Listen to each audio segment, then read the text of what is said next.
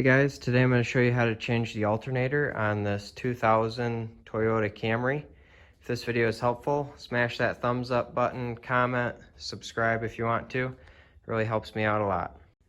Okay, the first thing we're going to do is just unhook the positive battery cable. Next thing we're going to do is unhook this plug right here. Which you can see, you just push right here, wiggle, and you can pull that out. And then also unhook this clip right here. All right, to get this one off, you actually lift this clip up and you can just pull it right off like that. Next thing we're gonna do, pull this off, set it somewhere safe, and then unhook this 10mm bolt right here and pull this wiring back.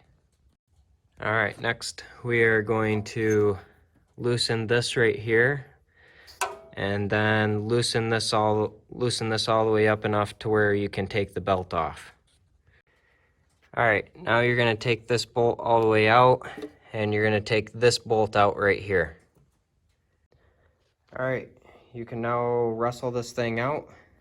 Just kind of wiggle it back and forth and pull on it, and it'll pop out of here. And then you can put your new one in and put it back together the way you took it apart. Remember, this is your tensioner, so when you get your belt back on here, and make sure you get your belt lined up correctly. It's pretty simple. There's not much that it goes around down there, but just make sure it's lined up correctly on the two pulleys down there and in the grooves, and then tighten it back up, and when you're done, reconnect your battery.